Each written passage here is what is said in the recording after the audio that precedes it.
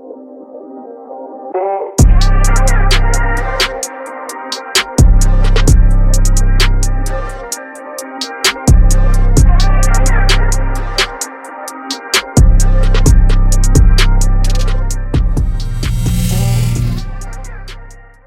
guys, I know it's nighttime and this isn't my characteristic review, but we gotta take what we can get.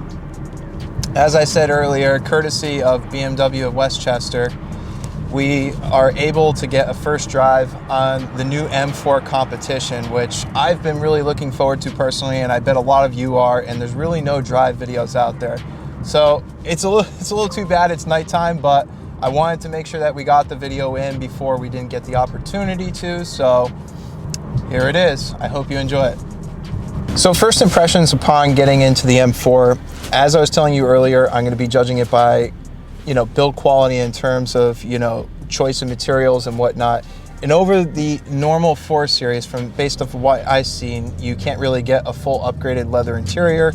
And the M4, especially the competition, that's kind of the standard thing that you get in here. The materials they chose between the carbon fiber on the steering wheel, the carbon fiber, center console, and just all the leather everywhere, it gets my seal of approval because normally, a lot of car companies cheap out on leather interiors, and they haven't cheaped out in the competition model, at least. I'm not sure if the standard M4 gets the same treatment.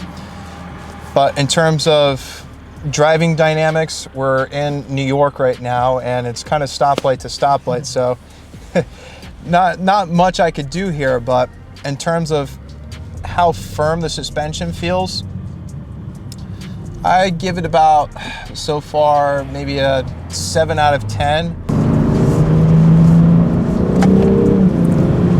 All right, we got some torque. It's got some good power. This car is brand new. It just came off the truck, so it's in break-in period, so I can't really go too crazy with it, but we're gonna get a little bit of an idea for what it could do. Okay, so very stiff suspension.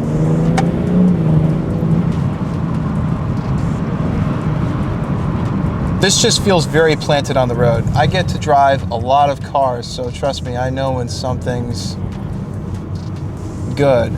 The handling on this so far is really good. I mean, I'm only going 30 miles an hour, so I don't really have a concept for any limits this might have, but it just feels so planted. It doesn't, feel like it's going to have any body roll.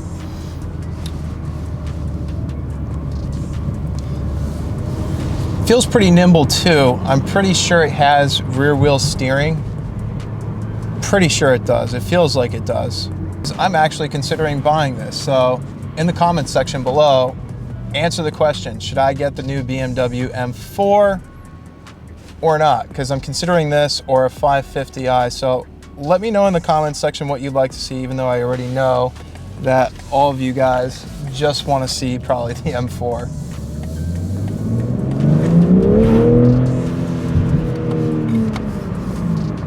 Yeah, it really does get up and go.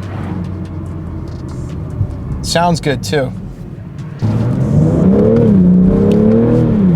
Yeah, it's got a lot of torque right off the line, very minimal turbo lag, which I definitely appreciate. I also really like the layout of this interior. So, as you know, last year around this time, I drove an M4 Heritage Edition, which was a very nice, it was in the blue, it was very cool. It had the manual transmission. I really loved it, and I was actually considering buying it, but I just wasn't really a fan quite of the interior. This new interior feels special. It really does, honestly. This feels like a special place to be. And I like that BMW's gone conservative with the new design. Yeah, I know you're all probably laughing saying, just look at the grille, that's not conservative, but go with me on this. If you look at Mercedes with the C63, and obviously you've probably all heard the news, Mercedes is doing away with the V8s. So first off, the C63 is dead in the water right there for most people. But you look at the new design of the C-Class interior, and it just looks like a computer. It looks like, like a Tesla almost, because it's just, you have those 2 big screens. It doesn't feel like it's gonna have like a AMG variant that's gonna be like a nice, traditional sports coupe experience or sports convertible experience. Yeah, exactly, driver focused.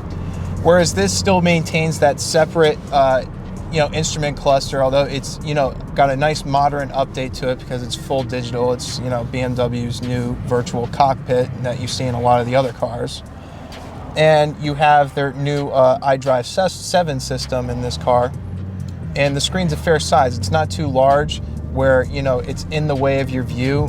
A lot of cars get that wrong. They put the infotainment systems up too high, and then it gets in your way, and it's annoying. But this is nice and down low. The center console, everything's laid out well. I mean, overall, this is just, it's a nice refresh. I'm pleasantly surprised with this drive so far. Wow, yeah, you know what, guys? All right, so I didn't know this before, but he just changed the mode. You have to forgive me because I just took this opportunity to drive this car very last minute. Usually I script out all my stuff and, I do a lot more research, but this was a little bit on a whim because they had the car. He just put it into an M mode where it ups the responsiveness. I guess there's 3 different stages. It's not just like normal Sport Plus. There's an actual button that changes the responsiveness. And there is a very noticeable difference. The turbo lag is almost gone completely away. But wow, it just got so much firmer. And these New York roads suck. Wow, this is... Wow, this is... This is cool. Lots of torque. Very good brake feel. I like that the brakes don't have too much bite at the top of the pedal. It allows for good modulation.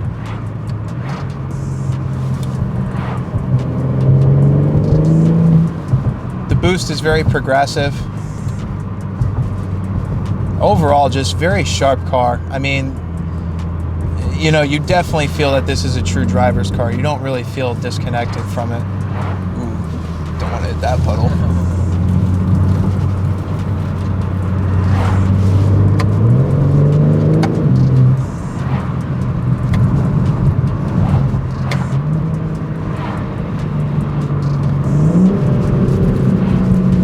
Not as many cracks and pops on the downshifts as last generation. Yeah, it's mostly cold start. Yeah, I remember the last M4 I drove last year when I reviewed it. It had like these ridiculous pops on the downshifts. But I know that in Europe they've made all these new laws where you have to have those particle filters and whatnot. So. Exactly. Yeah, and I have to say another thing too. I know every car has a heads-up display, but for some reason the heads-up display in this car is just huge, which is nice. I'm not sure when the all-wheel drive variant's going to come around, but I have a feeling it's going to be very popular up here in the Northeast, to say the least. Being able to switch into rear drive when you want to. So now we're getting on the highway, so we'll get a little pull. Wow, it sounds just like the new 911 Carrera 4S I just drove.